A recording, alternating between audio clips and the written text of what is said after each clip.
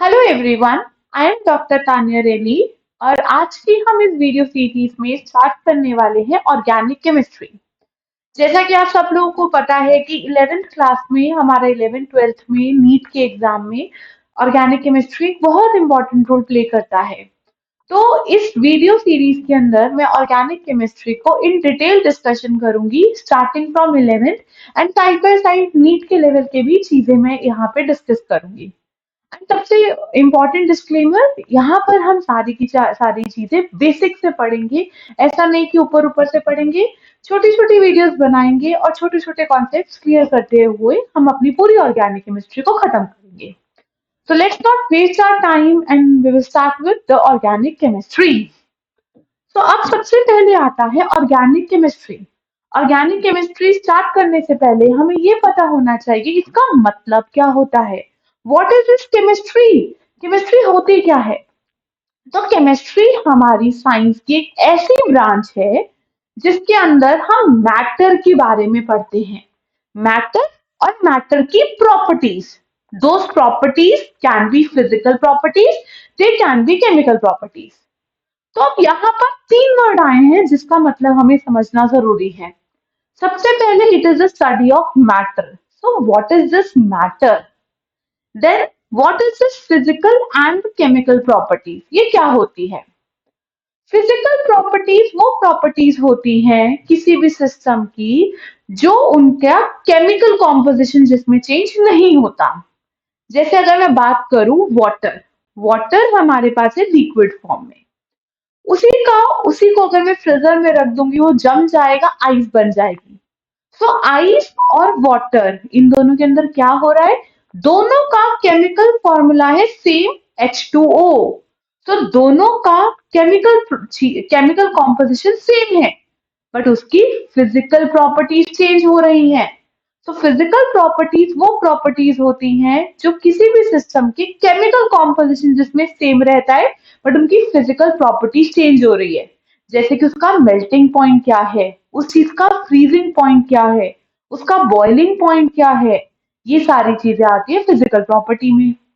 और chemical properties में हम पढ़ते हैं कि केमिस्ट्री, केमिकल कॉम्पोजिशन क्या हो रहा है। अगर एक चीज से दूसरी चीज बन रही है, एक रिएक्शन हो रहा है, तो उसकी केमिकल प्रॉपर्टीज चेंज हो रही है। जैसे हमारे अलग अलग रिएक्शंस होंगे, वहां पे केमिकल प्रॉपर्टीज चेंज होंगी। So this is the meaning of physical property and chemical property. अब अगली चीज आती है what is this matter? Matter कोई भी ऐसी चीज है जिसका कुछ वजन है, जिसका कुछ मास है और साथ में वो कुछ ना कुछ जगह ऑक्यूपाई करती है, मतलब कुछ ना कुछ स्पेस ऑक्यूपाई करती है, उसका कुछ ना कुछ वॉल्यूम ऑक्यूपाई करती है। हमारे पास दुनिया में कोई भी चीज है ना, उसका कुछ ना कुछ तो मास होगा। चाहे आधा किलो हो, चाहे 1 किलो हो, चाहे mg's में हो, चाहे माइक्रोग्राम में हो, बट कुछ कुछ ना कुछ उसका वेट है। और वेट होगा तो किसी जगह पे तो हम उसको रखेंगे ना कुछ तो वो जगह ऑक्यूपाई करेगा। तो कोई भी चीज जो यहाँ एग्जिस्ट कर रही है जिसका मास है और वो कुछ वॉल्यूम ऑक्यूपाई कर रही है, दैट इज अ मैटर। तो मोटा मोटा सारी चीजें मैटर हो गई। अब आता है क्वेश्चन, कितने टाइप ऑफ मैटर होते हैं हमारे? There are mainly, not always, there are mainly three states of matter. One is solid, one is liquid and another one is your gas. ये three major states of matter होती हैं। Solid में क्या होता है? पार्टिकल पास पास होते हैं। जैसे मेरे हाथ में पेन है, दिस इज अ सॉलिड। ये मेरे ग्लासेस हैं, दीज आर सॉलिड। हर चीज जो टाइटली पैक्ड होती है, दैट इज सॉलिड। जिसमें इतना स्ट्रॉन्ग बॉन्ड नहीं होते, बॉन्ड थोड़े वीक हो जाते हैं, पार्टिकल्स में थोड़ी मोबिलिटी आ जाती है, मूवमेंट आ जाती है, दैट इज योर लिक्विड। जैसे कि वाटर हो गया, घर में हमारे पास ऑयल पड़े होते हैं, मस्टर्ड ऑयल हो गया, ऑलिव ऑयल हो गया, these are all liquids. Then gas is anything जो उड़ गया, जिसके भाप बन गए, जिसके वेपर्स बन गए, दैट इज अ गैस। जैसे हमारा एटमॉस्फेयर में जो एयर है, दैट इज अ गैस। तो मेनली हमारी थ्री स्टेट्स ऑफ मैटर होती है, एक होता है सॉलिड, एक होता है लिक्विड, एक होता है गैस। बट उसके अलावा भी कुछ स्टेट्स ऑफ मैटर होते हैं, जैसे कि प्लाज्मा, बोस आइंस्टाइन कंडेंसेट। थोड़ा सा इसको भी टच कर लेते हैं, क्या होता है प्लाज्मा? मेरे पास अगर कोई गैस है, जैसे कि N2, nitrogen is a gas, मैं इसको इतनी ज्यादा हीट दूं कि उसके आयंस बन जाए, वो आयोनाइज हो जाए, वो ब्रेक हो जाए, उस स्टेट को कहते हैं प्लाज्मा। बट हमारे अर्थ पे इतनी हीट नहीं होती कि हम गैस को ब्रेक डाउन कर सके। तो इसका मतलब क्या हुआ? प्लाज्मा हमारे अर्थ पे एग्जिस्ट नहीं करती। हाँ, यूनिवर्स पे एग्जिस्ट करती है, बट हमारे अर्थ पे नहीं एग्जिस्ट करती।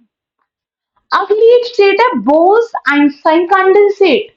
इसका मतलब क्या है? अगर मैं किसी गैस को उसके जीरो, बिल्कुल उसको एब्सोल्यूट जीरो टेम्परेचर पे ले जाऊं, अगर आपको पता होगा what is this absolute zero temperature? Temperature mainly हम तीन स्केल में रिप्रेजेंट करते हैं। एक होता है डिग्री सेल्सियस, एक होता है kelvin, and another one is your degree Fahrenheit. तो अगर आपको पता होगा 0 डिग्री सेल्सियस वो इक्वल होता है 273 केल्विन के। तो जो 0 केल्विन होता है वो बराबर होता है -273 डिग्री सेल्सियस। जब आप इतना टेम्परेचर देते हो ना, 0 केल्विन टेम्परेचर, ये एब्सोल्यूट जीरो है, यहाँ कोई मूवमेंट कुछ भी नहीं है। तो ऐसी इस टेम्परेचर पे अगर हम किसी चीज को, गैस को ले जाएंगे, तो उस स्टेट को हम बोस आइंस्टाइन कंडेंसेट कहते हैं। तो ये हो गई हमारी स्टेट्स ऑफ मैटर। हमने बोला कि केमिस्ट्री एक ऐसी साइंस है जिसके अंदर हम मैटर के बारे में पढ़ते हैं और उसकी फिजिकल और केमिकल प्रॉपर्टीज के बारे में पढ़ते हैं। Mainly chemistry is divided into three branches: physical chemistry, organic chemistry and inorganic chemistry. ये जो मैटर की स्टडी हम करते हैं ना, मैटर के बारे में पढ़ना कि मैटर के अंदर क्या होता है, वो स्टडी की बात करते हो आप फिजिकल केमिस्ट्री के अंदर। और अगर आपके पास जो मैटर है, वो मैटर किस चीज का बना हुआ है, उसके बेसिस पर हम उसको डिवाइड करते हैं ऑर्गेनिक केमिस्ट्री या इनऑर्गेनिक केमिस्ट्री। जैसे मैं आपको बताऊं कि हमारे पास ऑर्गेनिक केमिस्ट्री, ट्रेडिशनल डेफिनेशन क्या बोलता था? कोई भी चीज जो लिविंग ऑर्गेनिज्म से मिलती है, that is organic chemistry. But ऐसा नहीं है, कुछ ऑर्गेनिक केमिस्ट्री की चीजें हमें लैब में भी बन सकती है। सो दैट इज, तो वो डेफिनेशन तो गलत हो गई। सो नई डेफिनेशन आई, मॉडर्न डेफिनेशन, जो बोलता है कि जिसके अंदर एटलीस्ट एक कार्बन तो होगा ही होगा, और उसके साथ उसमें या तो कार्बन कार्बन बॉन्ड है या तो कार्बन हाइड्रोजन बॉन्ड है, उस कंपाउंड्स को हम कहते हैं ऑर्गेनिक कंपाउंड्स। और उन कंपाउंड्स की जब हम स्टडी करेंगे उसे कहा जाएगा ऑर्गेनिक केमिस्ट्री। बट ऑब्वियसली कोई भी रूल हमेशा कुछ ना कुछ एक्सेप्शन के साथ तो आता ही है। जैसे आपको पता होगा कार्बन के allotropes, carbon different different forms में एग्जिस्ट करता है, जैसे कि ग्रेफाइट, डायमंड, सब कार्बन की फॉर्म है, सबके अंदर कार्बन कार्बन बॉन्ड है, but yet it's not organic, it's inorganic. तो this is an exception. Other exception, कुछ और एक्सेप्शन है, जैसे कि यूरिया। अगर आपको यूरिया का स्ट्रक्चर पता हो, NH2CONH2, अगर मैं इसका स्ट्रक्चर बनाऊं, it would be C double bond O N, और इसके ऊपर दो हाइड्रोजन, देन अगेन इसके ऊपर नाइट्रोजन एंड दो हाइड्रोजन। तो कार्बन तो है इसके अंदर, बट इसके अंदर कार्बन नाइट्रोजन बॉन्ड है, कार्बन हाइड्रोजन या कार्बन कार्बन बॉन्ड नहीं है। तो इसको और मॉडिफाई करा गया डेफिनेशन को कि कार्बन अगर किसी और एटम से भी कोवलेंटली बॉन्ड होती है, मतलब उनके बीच में कोई कोवलेंट बॉन्ड होता है, उसको भी हम ऑर्गेनिक कंपाउंड्स में डाल देते हैं। So this is my definition of organic chemistry. तो मैटर के बारे में पढ़ना, मैटर को और डिवाइड करके पढ़ना, दैट इज फिजिकल केमिस्ट्री। और अगर वो मैटर ऑर्गेनिक कंपाउंड्स का बना है तो उसे बोलेंगे ऑर्गेनिक केमिस्ट्री। और जो ऑर्गेनिक कंपाउंड्स हैं उनको हटा दो, उसके अलावा बचे हुए जो भी कंपाउंड्स है वो हो जाएंगे आपके इनऑर्गेनिक कंपाउंड्स। तो इनऑर्गेनिक कंपाउंड्स की स्टडी, उसके फिजिकल केमिकल प्रॉपर्टीज पढ़ना, इनऑर्गेनिक केमिस्ट्री। ऑर्गेनिक कंपाउंड्स की फिजिकल केमिकल प्रॉपर्टीज पढ़ना is your organic chemistry. So I hope this definition is clear to everyone that what is physical chemistry, what is organic chemistry and what is inorganic chemistry. अब थोड़ा सा एक दो terms और हैं जहां पर हमें बहुत कॉमन होता है बच्चों को कंफ्यूज होना. हमने बोला स्टेट्स ऑफ मैटर. तो मैटर जो होता है ना आपका आपका जो मैटर होता है, मैटर की फंडामेंटल यूनिट होती है एटम. मैटर बहुत सारे एटम से बना होता है. इस एटम के अंदर इलेक्ट्रॉन होते हैं. इस एटम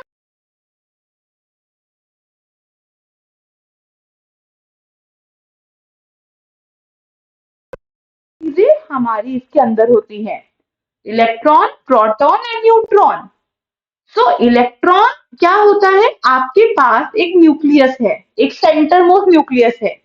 इसके अंदर प्रोटॉन प्लस न्यूट्रॉन प्रेजेंट होते हैं और इसके आसपास बाहर ऑर्बिट के अंदर इलेक्ट्रॉन मूव कर रहे होते हैं. So this is your atom. So atom के अंदर electron is negatively charged, proton is positively charged and neutron is neutral charge. तो ये होता है मेरा atom. I hope this is clear to everyone that what is the matter. So अब ये जो matter होता है उसका basic unit atom हुआ. अब 3 टर्म्स और यहाँ पे यूज होती हैं मैटर के अंदर. 2 टर्म्स और यूज होती हैं. आपका बोला जाता है कि जो हमारा मैटर है उसके अंदर आपने एक टर्म सुनी होगी विच इज एलिमेंट्स. एक टर्म होती है जिसे कहते हैं एलिमेंट्स. दूसरी टर्म होती है जिसे कहते हैं मॉलिक्यूल. तीसरी टर्म होती है जिसे हम कहते हैं कंपाउंड. ये कुछ ऐसी टर्म है जो हमें बार बार फिजिकल, इनऑर्गेनिक, ऑर्गेनिक केमिस्ट्री सब जगह में पढ़ने को मिलेगी. तो अगर हमें इनका मीनिंग पहले ही समझ आ जाए फर्स्ट क्लास में ही तो आगे हमें दिक्कत नहीं होगी. टोटल हमारे अर्थ के ऊपर 118 एलिमेंट्स हैं. इस 118 में से जो 94 एलिमेंट्स है वो नेचुरली अकरिंग है, बाकी आपके मैनमेड हैं, बाकी बचे हुए आपके मैनमेड हो गए. अगर मैं आपको एलिमेंट का एग्जाम्पल बताऊं, carbon is element, hydrogen is element, oxygen is element, nitrogen is element, सारे एलिमेंट्स है. अब आता है मॉलिक्यूल. अगर मेरे पास 2 एलिमेंट जुड़े हुए हैं, एटलीस्ट 2 एलिमेंट्स अगर मेरे पास जुड़े हुए हैं, इसका मतलब क्या है, ऑक्सीजन, यहाँ पे एक ऑक्सीजन प्लस एक ऑक्सीजन, 2 ऑक्सीजन जुड़े. तो this is 1 element, this is other, मतलब 2 एलिमेंट्स हो गए. ऐसे ही वाटर, वाटर के अंदर क्या है, एक हाइड्रोजन, दूसरा हाइड्रोजन और एक ऑक्सीजन. सो जब अकेला ऑक्सीजन है दैट इज अ एलिमेंट. जब वो किसी के साथ जुड़ गया, अपने साथ ही जुड़े चाहे किसी और के साथ जुड़े, तो वो बन गया मॉलिक्यूल. मॉलिक्यूल में 2 होने चाहिए एटलीस्ट. तो दोनों एलिमेंट सेम भी हो सकते हैं, डिफरेंट भी हो सकते हैं. This is the example of 2 same elements joining together and this is the example of 2 different elements joining together. अगर मैं आपको बात करूं NaHCO3, इसके अंदर है एक सोडियम, एक हाइड्रोजन, एक कार्बन, 3 ऑक्सीजन. तो इसमें देखो कितने सारे एलिमेंट्स हैं. So this is my molecule. So molecule उसको कहा जाता है जब हमारे जो एलिमेंट्स जुड़ रहे हैं वो एक से ज्यादा अगर हमारे एलिमेंट होंगे तो हम उसको बोलेंगे मॉलिक्यूल. चाहे वो सेम एलिमेंट हो चाहे वो डिफरेंट एलिमेंट हो, उसको मॉलिक्यूल कहते हैं.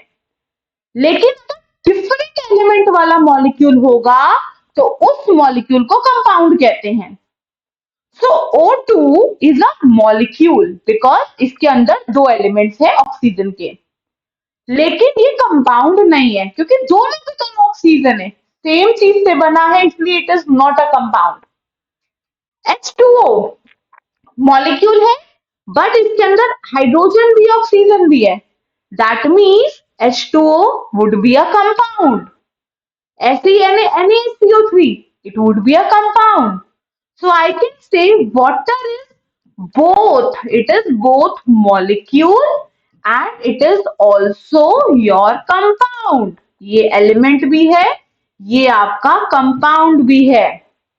तो can I say a rule that all, what is my rule, that all compounds are molecule, सारे के सारे कंपाउंड्स मॉलिक्यूल होते हैं, बट लेकिन सारे मॉलिक्यूल्स कंपाउंड नहीं होंगे, but all molecules are not compound.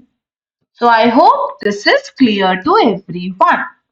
So this is the basic of my organic chemistry, inorganic chemistry and physical chemistry. एक लास्ट पॉइंट और डिस्कस कर लेते हैं.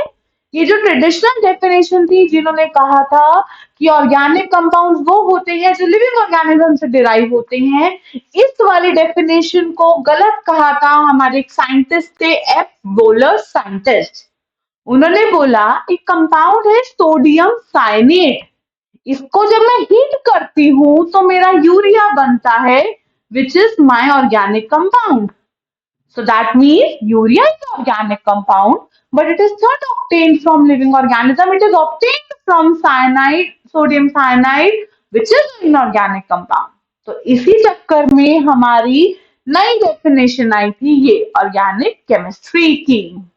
तो ऐसे ऑर्गेनिक केमिस्ट्री में कार्बन कार्बन बॉन्ड भी हो सकता है, कार्बन हाइड्रोजन बॉन्ड भी हो सकता है. तो ऐसे कंपाउंड जिसमें कार्बन हाइड्रोजन, जिसमें एटलीस्ट एक कार्बन हाइड्रोजन बॉन्ड है, या हम ये बोलेंगे कि ऐसे कंपाउंड जो सिर्फ हाइड्रोजन और कार्बन से मिलके बने हैं, उन्हें बोलते हैं हाइड्रोकार्बन.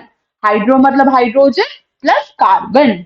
तो ऐसे ऑर्गेनिक कंपाउंड जो हाइड्रोजन प्लस कार्बन से मिलके बनते हैं, उन्हें हाइड्रोकार्बन बोला जाता है. So this is all about my basic of organic chemistry. I hope you like the video and इनकी ये जो PDF notes है ये भी मैं अपलोड कर दूंगी साथ के साथ. एंड जो भी आपको डाउट्स है आप मुझे मैसेज करके वहां पे क्वेरी में पूछ सकते हो. अब नेक्स्ट क्लास पे हम स्टार्ट करेंगे ऑर्गेनिक कंपाउंड्स को समझने के लिए, रिएक्शन समझने के लिए पहले हमें आना चाहिए उसका nomenclature. So next class would be for nomenclature. Thank you so much and have a nice day.